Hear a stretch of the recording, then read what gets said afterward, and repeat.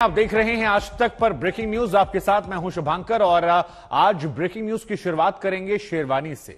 जी हां, उत्तर प्रदेश में फिलहाल शेरवानी पर सियासत चल रही है और आज यूपी विधानसभा में बजट पेश किया गया, लेकिन उस दौरान समाजवादी पार्टी के अध्यक्ष अखिलेश यादव समेत तमाम जो समाजवादी पार्टी के विधायक थे वो शिरकत करने के लिए काली शेरवानी में विधानसभा पहुंचे।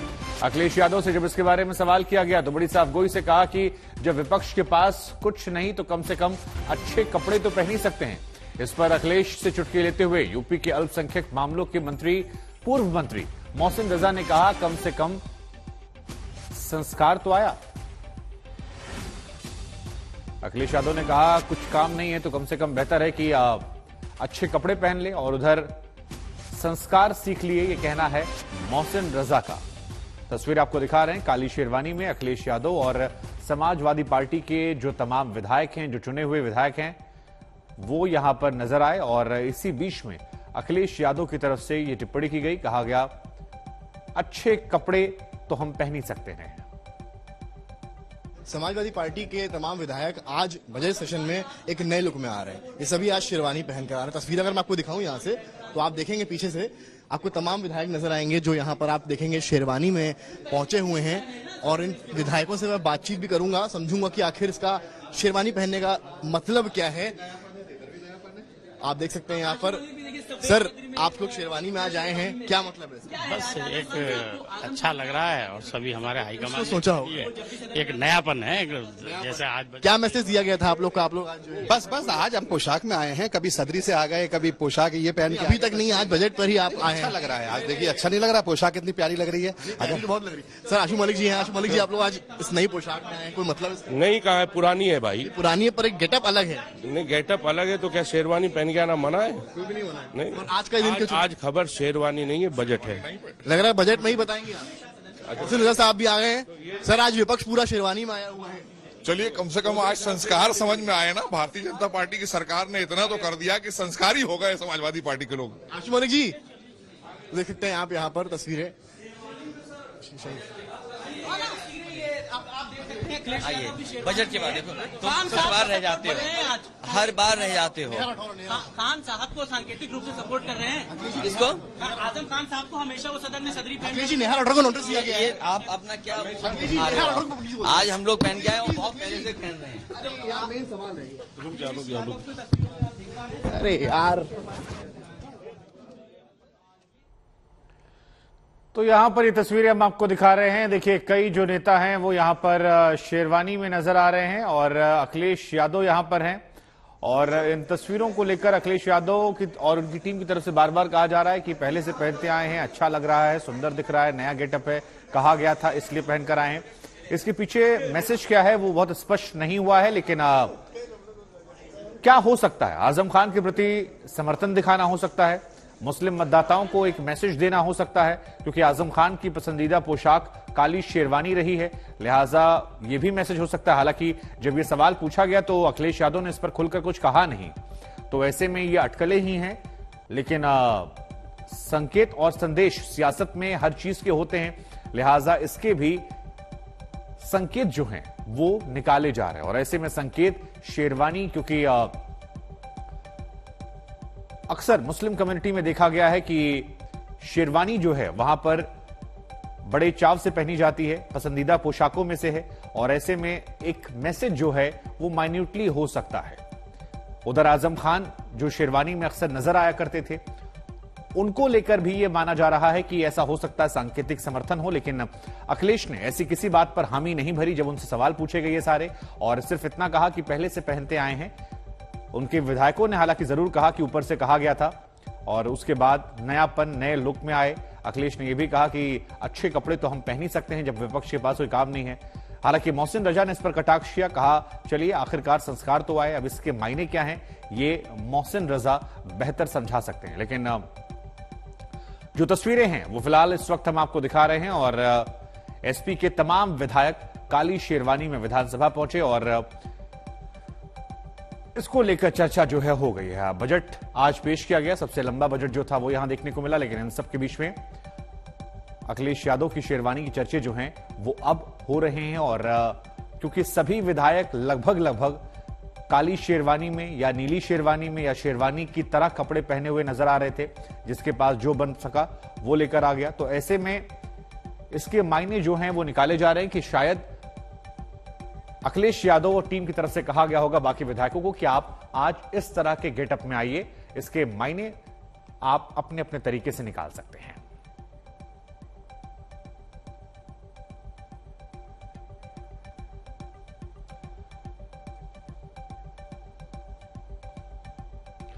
और ब्रेकिंग न्यूज में आपको ले चलते हैं भिवानी की तरफ। हरियाणा के हथीन में आज गौरक्षक भरेंगे हुंकार। 10 बजे कहा गया था गौरक्षक जुटेंगे, उसके बाद से लगातार आशुतोष मेरे सहयोगी वहां जुड़ गए हैं। आशुतोष, हरियाणा के हथीन में गौरक्षक हुंकार भरने वाले थे, आज जुटने वाले थे, जरा बताइए इसके पीछे क्या मकसद है, क्या संदेश है और वहां से क्या तस्वीरें निकल कर आ रही हैं? शुभांकर, मकसद एक है कि जो भिवानी की घटना हुई जिनमें 2 युवक मारे गए थे, उनमें जो भी आरोपी हैं उन सबको बचाया जाए। जिस तरह से आप देख रहे हैं कि तमाम ये जो संगठन है वो उनके बचाव में खड़े हुए हैं। हालांकि वहां 2 घटना हुई, 2 युवक जो मारे जाते हैं और साथ ही में एक महिला जो कि आरोपियों की तरफ से थी। जब पुलिस की कार्रवाई हुई तो उनकी कोख में जो बच्चा था, अब समझ रहे कि वो पूरी जो घटना हुई थी। जहां तक कार्रवाई की बात है कि अगर पुलिस की लापरवाही है वहां पर कार्रवाई हो, लेकिन एक ऐसे मामले में जिन लोगों का नाम आता है जो कि आदतन इस तरह की आपराधिक प्रवृत्तियों में हमेशा उनके ऊपर आरोप लगे, अब पहले कुछ लोग खड़े होते हैं, कथित गोरक्षक खड़े होते हैं, अब उसके बाद साथ में विश्व हिंदू परिषद और दूसरे जो संगठन हैं गोरक्षक के, वो यहाँ जुटे हुए। आप देख रहे हैं मंच में, आप अभी थोड़ी देर पहले इस कार्यक्रम की शुरुआत हुई है। कॉल दिया गया था कि 11 से 12 बजे लोग यहाँ पर पहुंचे, तो अब धीरे धीरे ये पलवल जिला है, लगभग काफी बड़ा अंदरूनी इलाका, यहाँ तक पहुंचने में ही काफी मशक्कत करनी पड़ती है। अब ये तमाम सारे लोग धीरे धीरे यहाँ पर आना शुरू हुए हैं और अभी भी एक के बाद एक कथित गौरक्षकों का जो दस्ता है वो धीरे धीरे यहाँ पर पहुंच रहा है। दरअसल यहाँ पर कई सारे प्रस्ताव पास किए जाएंगे और उन्हीं प्रस्ताव में एक बात अगर आपको याद हो तो पहले भी कहा गया था कि अगर राजस्थान पुलिस का कोई जवान या कोई पुलिसकर्मी उनके गांव में जहां के वो आरोपी है वहां पहुंचता है तो उसके जिम्मेदार वो खुद होंगे। तो सीधे सीधे नियम कानून प्रशासन को जो कुछ कहना था वो संदेश वहां से दिया गया था। उसके बाद भी हरियाणा की सरकार की ओर से कोई बहुत कार्रवाई हुई नहीं, ना ही उन बयानों का संज्ञान लिया गया। तो आप ये समझ सकते हैं कि अभी जो कुछ भी यहाँ पर हो रहा है उसको यहाँ की सरकार पूरी तरह अनदेखी कर रही है। दूसरा पहलू ये कि जिन आरोपियों को बचाने की कोशिश हो रही है, चूंकि वो गौरक्षक थे और इसीलिए गौरक्षक की जो पूरी टोली है, देखिए नारा लगाते हुए यहाँ पर पहुंच रही है। तो एक बार क्यों ना इनसे बात ही कर लेते हैं कि आखिर यहाँ पर आने का मकसद। हमने कल भी देखा महापंचायत की गई, आज भी महापंचायत हो गई है। इसकी सबसे प्रमुख वजह क्या है? जो आरोपी हैं, जो कुछ हरियाणा वाली घटना हुई थी, 2 युवकों मारे हुए, उनको बचाना या कोई आगे रेजोल्यूशन भी है? कोई भी गो तस्कर किसी का हत्यारा नहीं है। बेकसूर लोगों को यदि फंसाया जाएगा तो इसी प्रकार से आंदोलन होंगे और पंचायतें होंगी। केवल इतना मकसद है कि वोट बैंक की राजनीति के लिए राजस्थान की सरकार हमारे गो तस्करों को बदनाम ना करे, हमारे हिंदू संगठनों को बदनाम ना करे और उनको किसी भी प्रकार से प्रताड़ित ना करे। जिन पर आरोप लगा, आप ये मान रहे हैं कि वो निर्दोष हैं? बिल्कुल 100% निर्दोष हैं। जो लोग मारे गए हैं वो गो तस्कर हैं, उनके खिलाफ मुकदमे दर्ज हैं और पुलिस में वो वांछित थे। 4000 के इनामी बदमाश थे। आपने सुना कि जिन पर आरोप हैं दरअसल वो निर्दोष हैं और जो लोग मारे गए हैं वो दोषी हैं, क्योंकि उन पर गौ तस्करी के तो आपने पूरी मंशा समझ ली कि यहाँ पर जो रेजोल्यूशन आने वाला है, जो कुछ इस हॉल के अंदर यहाँ पर प्रस्ताव पास किए जाएंगे, उसमें आगे क्या कुछ हो सकता है। फिलहाल यहाँ पर नारेबाजी हो रही है, समर्थन में लोग नहीं। तो आशुतोष, अगर ये कहा जाए कि जो आरोप हरियाणा पुलिस पर लग रहे थे, आशुतोष, हरियाणा पुलिस और हरियाणा सरकार पर आरोप लग रहे थे कि संरक्षण जो है वो दिया गया है, अब तक ये लोगों के बारे में खबर क्यों नहीं हुई? ना गिरफ्तारी हुई, ना हिरासत में लिया गया। वो कसूरवार हैं, बेकसूर हैं, वो कानून सबूतों के आधार पर करेगा, कोर्ट कचहरी मामला होगा। लेकिन जिन पर आरोप लगे हैं, अगर पुलिस प्रशासन उनको पकड़ नहीं पाती है और कई घंटे बीत जाते हैं, तो क्या जो आरोप ओवैसी जैसे नेता लगा रहे हैं कि संरक्षण दिया गया है, चुनावों के मद्देनजर एक समर्थन प्राप्त है, उसको और बल मिलता है? जरूरत है। अगर आप ये समझिए कि ये इशारा है हरियाणा पुलिस की ओर से, सरकार की ओर से, कि उन पर कुछ नहीं होना है, तो क्या किसी और राज्य की पुलिस हरियाणा में जाकर के आरोपियों की गिरफ्तारी कर सकती है? ये बहुत बुनियादी बात है और आजकल कई सारे राज्यों के बीच में जहां अलग अलग पार्टियों की सरकारें हैं के सामने है, तो जो हरियाणा और राजस्थान पुलिस के बीच अगर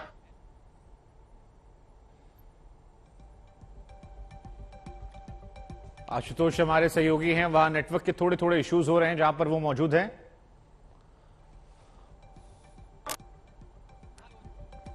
और एक बार फिर हम आपको बता दें कि मानेसर में पहले हिंदू पंचायत होती है जहां पर कार्रवाई पर आंदोलन की धमकी दी गई, और उसके बाद मेवात में आज महापंचायत है जहां पर बजरंग दल की एक महत्वपूर्ण बैठक है। भिवानी की लड़ाई गौरक्षकों पर गरमा गई है। ये दो व्यक्ति जिन की शव जो हैं वो मिले थे और उसके बाद कई तरह के गंभीर आरोप लगे थे। हालांकि गौरक्षक की तरफ से कहा जा रहा है कि वो ऐसा काम नहीं कर सकते हैं।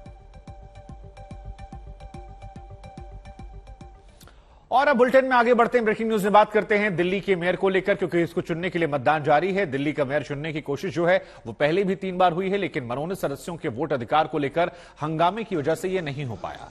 लेकिन सुप्रीम कोर्ट के फैसले के बाद आज चुनाव का रास्ता जो है वो साफ हो गया है। तस्वीरें हम आपको दिखा रहे हैं, शैली ओबरॉय और रेखा गुप्ता के बीच में मुकाबला है। 250 सीटें हैं और अगर प्रत्यक्ष आंकड़ों की बात की जाए तो आम आदमी पार्टी इसमें काफी ज्यादा आगे है, क्योंकि उसके पास ज्यादा पार्षद आए थे।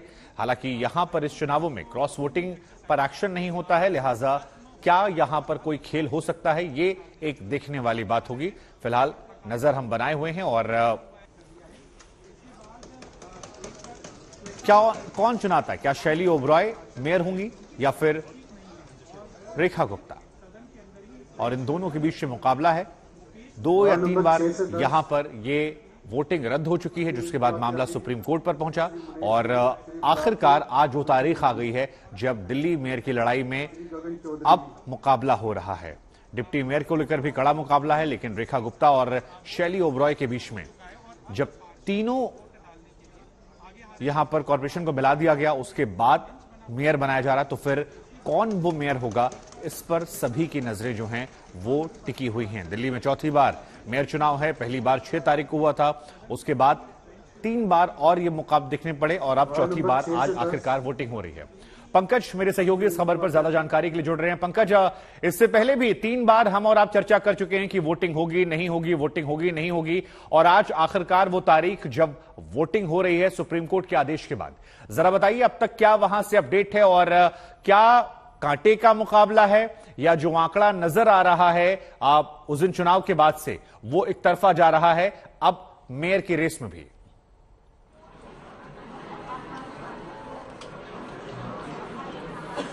Ward number 51 to 55 Pankaj Dharmveer Sharma ji, तो श्री रितु गोयल, श्री प्रवेश वाही, तो श्री सिमता जी, श्री जलज कुमार जी।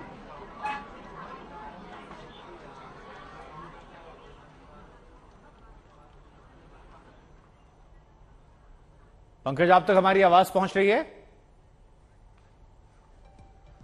चलिए सीधी तस्वीर हम आपको दिखा रहे हैं इस वक्त, ये सिविक सेंटर दिल्ली से लाइव तस्वीरें आपकी टीवी स्क्रीन पर, जहां पर मतदान जो है वो लगातार जारी है और बहुमत का आंकड़ा 138 है। यहां पर सभी की निगाहें हैं और आम आदमी पार्टी ये दावा कर रही है कि वो आसानी से मेयर बना लेगी। बीजेपी भी कह रही है इतनी आसानी से आम आदमी पार्टी नहीं जीतेगी, मुकाबला जो है कड़ा है। लेकिन जो नतीजे आए थे 134 आम आदमी पार्टी, 105 बीजेपी, कांग्रेस 9 और निर्दलीय 2, ये आंकड़ा था। 6 जनवरी, 24 जनवरी और फिर 7 फरवरी को हंगामा हुआ और अब 22 फरवरी जब आज हम और आप बात कर रहे हैं तब यहां पर ये नतीजे जो हैं वोट डाले जा रहे हैं। और अब से थोड़ी देर बाद कहा जा रहा है कि जब ये वोटिंग खत्म हो जाएगी उसके बाद ये पता लगना शुरू हो जाएगा कि मेयर की रेस में शैली ओबरॉय आगे हैं या फिर रेखा गुप्ता। पंकज मेरे सहयोगी मेरे साथ है। पंकज, सिविक सेंटर से फिलहाल क्या अपडेट आ रही है, आखिरकार जब चौथी बार वोटिंग हो रही है, क्योंकि 3 बार हंगामे चलते रद्द हो गई, आज क्या बड़ी अपडेट है? मुकाबला एक तरफा है या फिर ये माना जाए कि मेयर की लड़ाई जो है वो कांटे की टक्कर में होगी?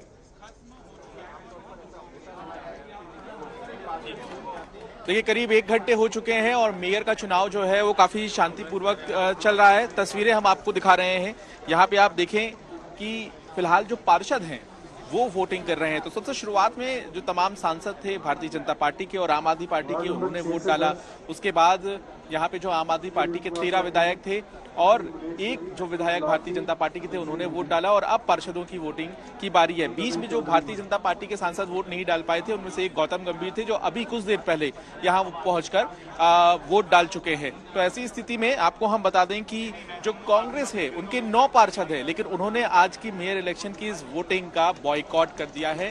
कांग्रेस का एक भी पार्षद यहाँ पे मौजूद नहीं है। तो अब बता दें आपको कि करीब 55 पार्षद जो हैं वो अब तक वोट डाल चुके हैं। 1.5 घंटे की ये पूरी कार्रवाई होनी है आशुतोष, और ऐसी स्थिति में इंतजार इस बात का भी है कि ठीक है पंकज, आप बने रहिए हमारे साथ। ऐश्वर्या पालीवाल भी हमारे साथ जुड़ी हैं। और ऐश्वर्या, आप जहां से देख रही हैं वहां से क्या तस्वीरें नजर आ रही हैं? क्योंकि आज चुनाव जो है बड़ा दिलचस्प है, 3 बार हंगामे की भीड़ चढ़ गया, लेकिन मुकाबला टक्कर का है या जो आंकड़ों में नजर आ रहा है 134 से 105 का अंतर, वही देखने को मिल सकता है?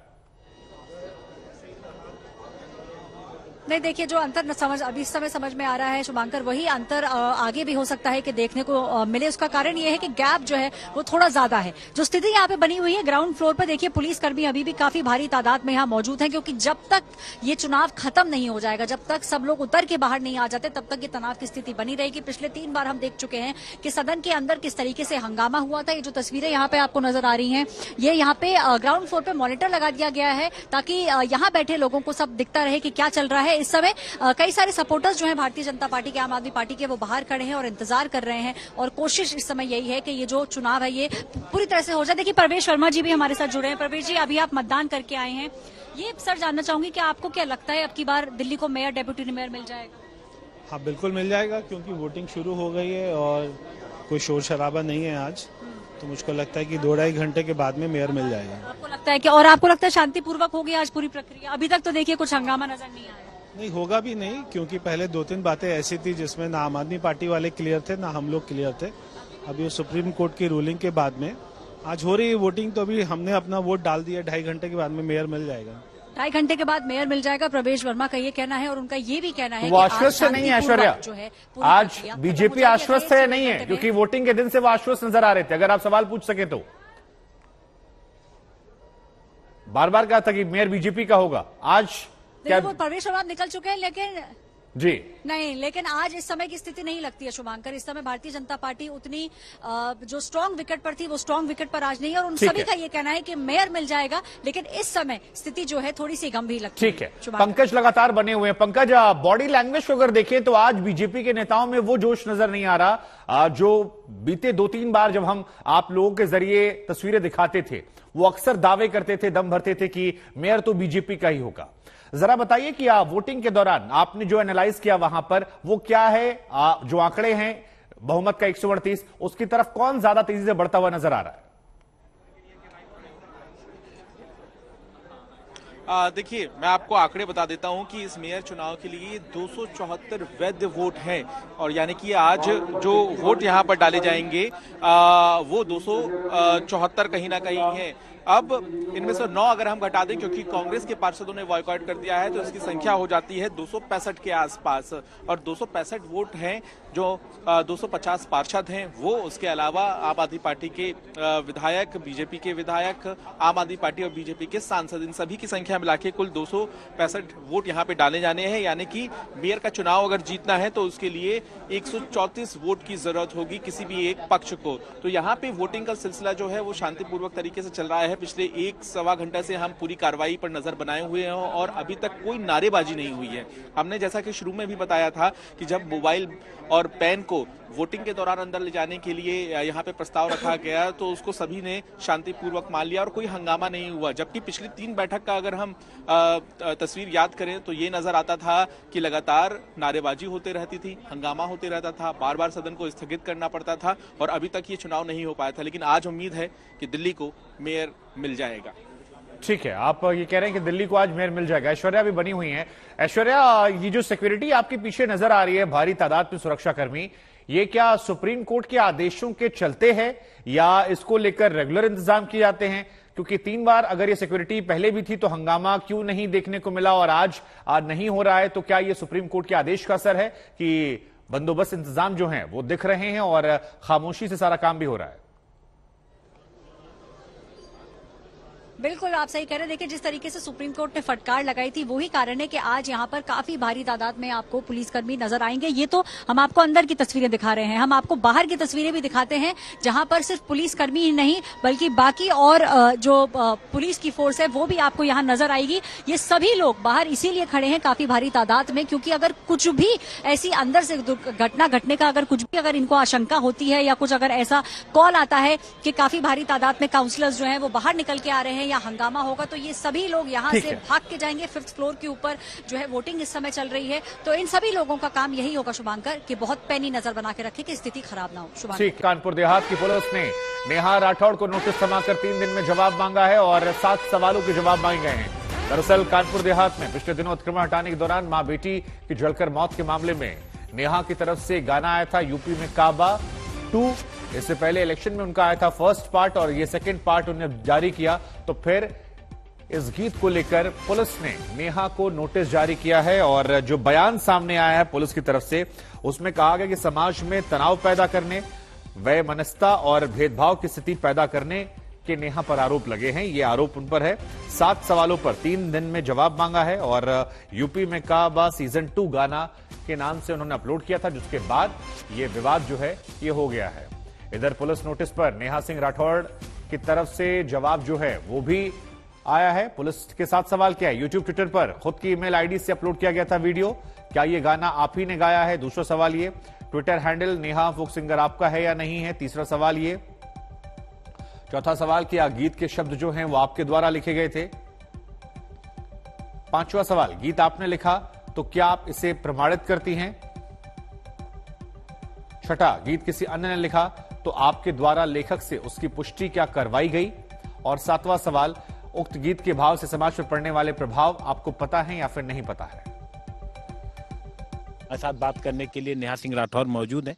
नेहा सिंह जी, कब ये नोटिस मिला और कब पुलिस आई थी आपके पास? जी, ये नोटिस मुझे कल रात 8 बजे मिली है और ये मामला ये हुआ है कि अभी आप लोगों ने भी देखा होगा कानपुर देहात में एक कांड हुआ है जिसमें बुलडोजर चला दिया जाता है उनके घर पे और माँ बेटी जिंदा जल जाती हैं। तो मैं एक लोक गायिका के रूप में जो है मैंने हमेशा से अपनी जिम्मेदारी का निर्वहन करने का कोशिश किया है। मैं लगातार लोकगीत के माध्यम से सरकारों से सवाल पूछती रही हूँ। तो ये कोई पहली बार नहीं हुआ है कि मैंने यूपी में काबा करके सवाल पूछा। उससे पहले भी यूपी में इलेक्शन था, उस टाइम पे भी मैंने सवाल पूछे थे जिसका जवाब अब तक वो लोग दे नहीं पाई। क्या जवाब दे पाएंगे, अभी भी जवाब तो दे नहीं पाते, ये नोटिस दे देते हैं। तो उस चीज पे इनको बड़ा मिर्ची लग गई कि भाई ये कैसे हो सकता है। तो अंबेडकर नगर जहाँ पे मेरा ससुराल है, 2 दिन पहले जाकर के वहाँ पे मेरे ससुर जी को नोटिस थमा दिया। फिर वहाँ से बात नहीं बनी तो पूरी फौज एकदम से लद के, जैसे नहीं किसी बहुत बड़े क्रिमिनल को पकड़ने जाते हैं, और झूठ ये बोला। सबसे पहले मेरे हस्बैंड को कॉल करते हैं और ये कहते हैं कि मैं ना यूपीएससी की प्रिपरेशन करना चाहती हूँ। एक महिला फोन करती हैं और हिमांशु जी आप तो क्योंकि यूपीएससी की कोचिंग कराते हैं तो आपको बड़ी जानकारी है, मुझे कुछ आपसे गाइडेंस लेनी है सर, आपसे ऐसे करके बात किया। तो हिमांशु भी बड़ा कंफ्यूज हो गए कि भैया किससे नंबर मिला, कौन आपको ऐसे बोला है। तो हमको कहीं से भी नंबर मिला है, हमको बस आपसे गाइडेंस चाहिए, आप एक बार मिल लीजिए, ठीक है। फिर हिमांशु ने बोला नहीं ऐसे तो मैं नहीं आ सकता हूँ किसी से भी मिलने। फिर 15 मिनट बाद कॉल आता है कि हम कानपुर देहात से बोल रहे हैं, फलाना दरोगा बोल रहे हैं, हमारी पूरी टीम आई हुई है, ये नोटिस रिसीव कर लो। तो हमने कहा कि भैया सबसे पहले तो आप अपनी विश्वसनीयता खतरे में डाल रहे हैं, मुझे क्या पता उधर आप कौन है ना। एक तो पहले आप झूठ बोल करके ये सारी चीजें कर रहे हैं। हमने कौन सा इतना बड़ा अपराध किया भाई कि आपको इतना बड़ा झूठ बोलना पड़ रहा है कि हम ये बोल रहे हैं यहाँ आ जाओ, है ना। एक बड़ा ही अजीब तरीके का आपको दबाव बनाना। फिर बात हुई तो हम लोग थोड़ा सा मतलब बच रहे थे, क्योंकि हाँ ऑब्वियस सी बात है, डर तो जाता है आदमी कि भाई हमने क्या ऐसा किया है कि पुलिस की ऐसे। और मेरी अभी शादी को यकीन मानिए 8 महीने हुए हैं और यूपी बिहार में बहुत बड़ी बात मानी जाती है घर में इस तरह से पुलिस दरोगा का आना। मेरे ससुर जी कितने परेशान हो गए हैं कि बेटा क्या हुआ है। तो मैंने कहा कुछ नहीं पापा, आप चिंता मत करिए, कोई इतनी बड़ी बात नहीं हो गई है। कितने पुलिस के लोग आए होंगे? वहाँ पे भी पूरा एकदम जीप भर के गए हुए थे। यहाँ आपके पास? यहाँ पे भी 6-7 लोग आए हुए थे। अच्छा ये बताएं कि नोटिस में लिखा क्या है? नोटिस में देखिए, ये तो है मेरे पास नोटिस, बड़ा ट्रिकी तरीके से सवाल पूछा है जिसका जवाब मैं बिना वकील से बात किए नहीं दूंगी। इसमें देख लीजिए, आप भी देख लीजिए इसमें क्या सवाल है अथवा नहीं, आप हो या नहीं, आपने गाना गाया है या नहीं, टाइप इतना दिमाग लगा करके सवाल तैयार किया गया है कि आप हाँ बोलो तो फंसो, ना बोलो तो फंसो टाइप। तो बिना वकील से बात किए मैं किसी भी सवाल का जवाब नहीं देने वाली हूँ। अच्छा, वकील से आप बात करेंगी, लेकिन आपने अभी तक जो गाने गाए हैं, आपने कहा कि सरकार के खिलाफ आप हमेशा आवाज उठाती रही हैं, लेकिन क्या आप, ऐसा नहीं है कि एक पॉलिटिकल थॉट रखती हैं नेहा जी? नहीं, देखिए हम क्या बोलते हैं, हम वोट करते हैं आपको, आप जो है मेरी वजह से, हम सब की वजह से सत्ता में है, तो हाँ बिल्कुल आपका अपना थॉट होता है। बाकी मैंने हमेशा से कहा है कि मैं खुद को लोक गायिका कहती हूँ। लोक गायिका मैं मतलब जो आम जन की बात, आम जन के गीत गाती हूँ, आम जन की समस्याओं के गीत गाती हूँ। लेकिन उस समस्या में आप, ऐसा नहीं होता कि किसी एक पर्टिकुलर सरकार को ही टारगेट करती हैं? उत्तर प्रदेश, एग्जैक्टली उत्तर प्रदेश में अभी किसकी गवर्नमेंट है? बीजेपी की है। सवाल मैं किससे पूछूंगी? सपा से पूछूंगी? नहीं ना, सवाल उसी से पूछा जाएगा जो सत्ता में होगा। अब आपको लग जाती है मिर्ची तो मैं क्या करूं? तो अभी आप अब अगला कदम क्या उठाएंगे? अगला कदम सर, बिना वकील से बात किए मैं कुछ भी नहीं उठाने वाली हूं। तो अब इसके बारे में हमने अपने वकील से बात किया भी है, तो उन्होंने बताया कि जैसे मैं बताऊं आप वैसे करें। तो अगला कदम, नोटिस का जवाब कब तक देने का कोई वक्त दिया गया है? आपको पेश होने के लिए कहा गया? हाँ, 3 दिन बाद अगर मैं नोटिस का जवाब नहीं देती हूँ तो मेरे खिलाफ उचित कार्रवाई होगी। दिखाइए आप जरा वो नोटिस एक बार फिर। देखिए, और उत्तर प्रदेश की सक्रियता की तो दाद, उत्तर प्रदेश पुलिस की सक्रियता की दाद देनी पड़ेगी। और कोई मामले में ये इतना सक्रिय हो या ना हो, इस मामले में तो बड़ी सक्रिय हो गई है। ये कहना है पुलिस का कि मतलब इससे माहौल खराब हो सकता है। जी, यूपी में काबा सीजन 2 जो मैंने गाना गाया है, जिसमें माँ बेटी के दर्द को बयां करने की कोशिश करी है, जिसमें मैंने ये बताने की कोशिश करी है कि किस तरह से क्या बोलते हैं, प्रशासन की बर्बरता और ये सारी चीजों को दिखाने की कोशिश की है, तो उनको लगता है कि मैंने समाज में वैमनस्यता फैलाने की कोशिश करी है, सामाजिक सौहार्द बिगाड़ने की कोशिश करी है, मैंने समाज में तनावपूर्ण माहौल क्रिएट किया है। तो नेहा सिंह राठौर जिस तरीके से अब तक गाती रही, वो आगे भी गाती रही। एग्जैक्टली, मैं नहीं रुकी हूँ। यूपी में काबा सीजन 1 जब आया था, उस टाइम एकदम इनके बड़े बड़े सांसद विधायक एकदम भेड़ बकरियों की तरह चले आए थे यूपी में, यूपी में तो हर भतार बा, फलाना ढिमकाना करके। मैं तब नहीं रुकी थी, मैं अब रुकूंगी, मैं बिल्कुल नहीं रुकने वाली हूँ। तो आप ये देखिए, नेहा सिंह राठौर जिनको नोटिस मिला, उनका कहना है कि उनके पास 3 दिन का वक्त दिया गया है नोटिस में। आगे वो अपने वकील से बात करेंगी और उसके बाद ही उस नोटिस का जवाब देंगी। कैमरामैन अभिषेक बाई के साथ हिमांशु मिश्रा, दिल्ली, आज तक। तो इस विवाद पर हमारी नजर बनी हुई है, लेकिन बागेश्वर धाम वाले धीरेन्द्र शास्त्री की बात करते हैं, क्योंकि वो अपने भाई से पल्ला झाड़ रहे हैं। दरअसल मध्य प्रदेश छतरपुर में उनके भाई के खिलाफ एफआईआर दर्ज हुई है। धीरेन्द्र शास्त्री के भाई शालिग्राम पर एक दलित बेटी की शादी के दौरान घर में घुसकर गाली गलौच और मारपिटाई करने के आरोप लगे हैं। इसका वीडियो भी वायरल हो रहा है, हम आपको दिखाते हैं रिपोर्ट।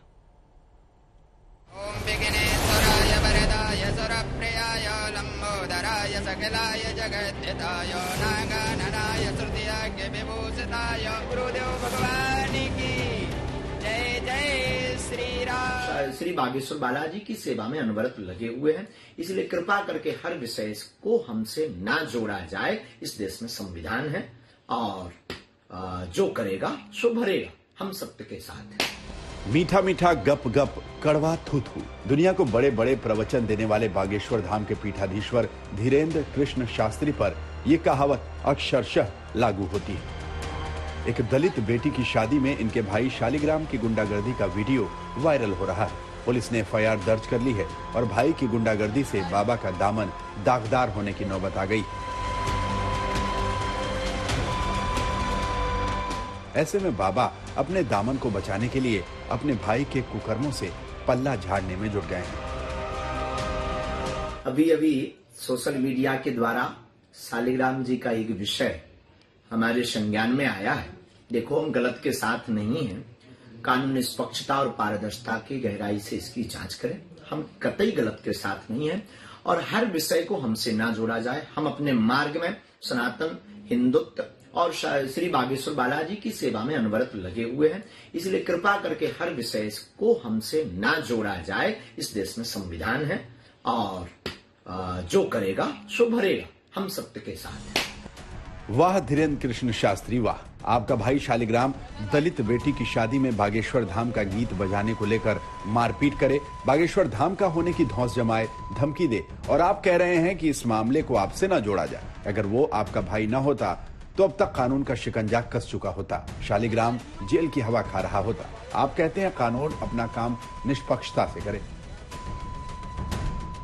लेकिन आपके दरबार में जब मुख्यमंत्री आते हैं, 121 बेटियों की शादी में शरीक होते हैं और आपका ही भाई एक दलित की बेटी की शादी में उत्पात मचाता है, तो सोचिए उस पर पुलिस हाथ कैसे डाल सकती है। जी हाँ, तभी तो शालिग्राम पर पुलिस ने अब तक हाथ नहीं डाला है। ऐसे में आप ही बताइए, कानून अपना काम कहां तक निष्पक्षता से कर पाएगा? और अपनी कथनी और करनी में भेद खुल जाने पर आप अपने भाई से पल्ला झाड़ रहे हैं। कृपा करके हर विषय को हमसे ना जोड़ा जाए। इस देश में संविधान है और जो करेगा सो भरेगा। हम सत्य के साथ हैं। सभी स्वस्थ रहें, शरणागति मिलेगी, परिवार पूरा जुड़ा रहेगा, कोई प्रश्न लेकर नहीं आई। दरअसल पूरी दुनिया देख रही है कि एक तरफ वो प्रवचन है जो बाबा दुनिया को दे रहे हैं और दूसरी तस्वीर में बागेश्वर बाबा का भाई इतनी भद्दी भद्दी गालियां दे रहा है कि हम आपको सुना भी नहीं सकते।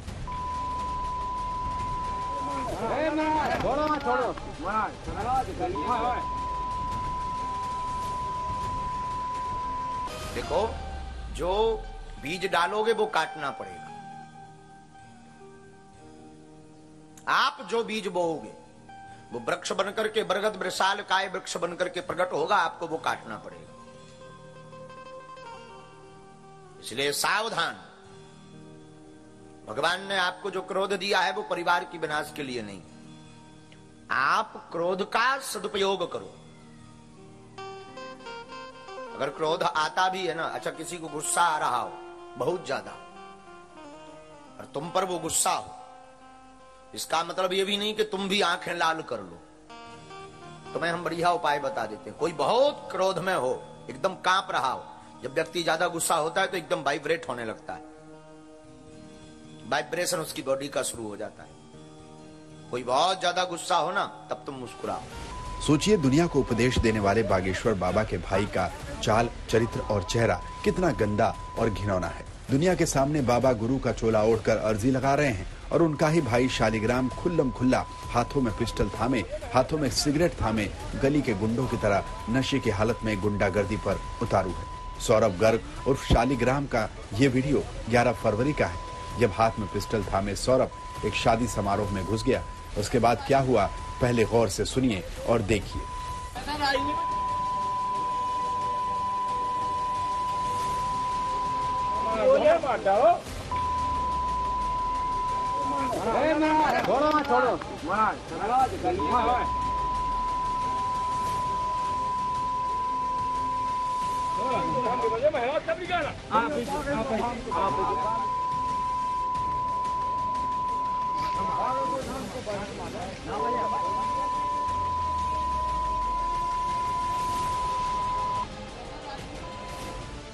ये गुंडागर्दी नहीं तो क्या है? शर्मनाक तो ये है कि 11 फरवरी को बाबा के भाई ने गुंडागर्दी की, लेकिन हिंदू राष्ट्र का राग अलापने वाले बागेश्वर बाबा अब अपने ही भाई से पल्ला झाड़ रहे हैं। बोलो जय श्री राम। जय श्री राम। लोकेश चौरसिया, छतरपुर, मध्य प्रदेश, आज तक।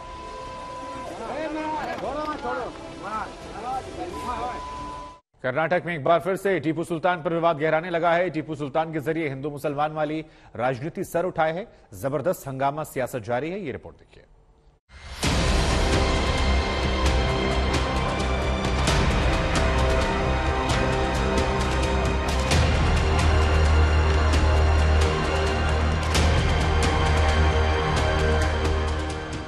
कर्नाटक के सियासी समर से पहले हिजाब का मुद्दा उठाया जा रहा है। हलाल मीट पर विवाद गरमाया जा रहा है, लेकिन एक मुद्दा जो लगातार कर्नाटक की सियासी फिजा में छाया हुआ है वो है टीपू सुल्तान का।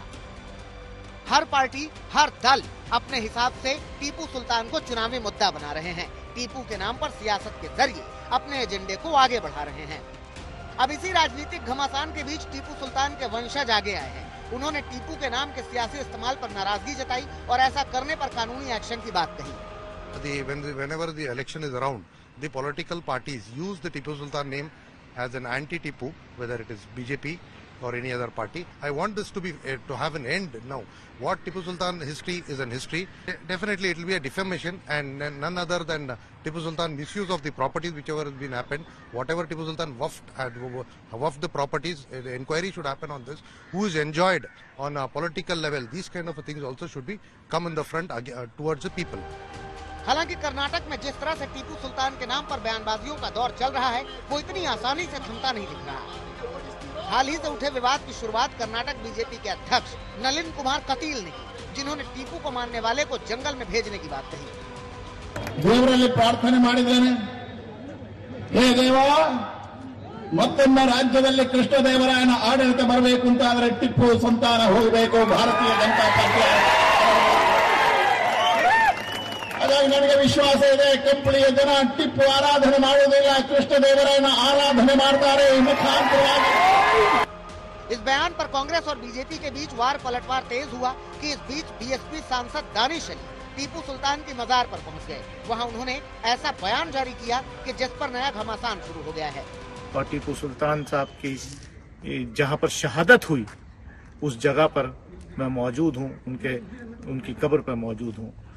मैं एक बार फिर यही कहूंगा कि मुझे फक्र है कि मैं टीपू सुल्तान को फॉलो करता हूं, मैं महात्मा गांधी और अंबेडकर को फॉलो करता हूं, मैं नाथूराम गोडसे के फॉलोवर से लड़ने के लिए, आइडियोलॉजिकल लड़ाई लड़ने के लिए तैयार हूं। उधर कांग्रेस पार्टी टीपू सुल्तान के नाम पर जारी सियासत को मुद्दे से भटकाने की साजिश बता रही है, ताकि रोजगार, भ्रष्टाचार जैसे मुद्दे से लोगों का ध्यान हटाया जा सके, चुनाव से पहले प्रदेश में ध्रुवीकरण किया जा सके। BJP is very clear that theirs is a failed government. People will boot them out of power. So they cannot talk on employment, they cannot talk on corruption, they cannot talk on administration. So what do they talk? They will talk about love jihad, they will talk about Tipu Sultan to divert the people's attention, confuse them, polarize the society on communal lines. Karnataka में टीपू सुल्तान पर जारी सियासी तनाव के बीच Asaduddin Owaisi BJP को निशाना बना रहे हैं। बीजेपी नेताओं के ऐसे बयानों को उकसाने वाला बयान बता रहे हैं।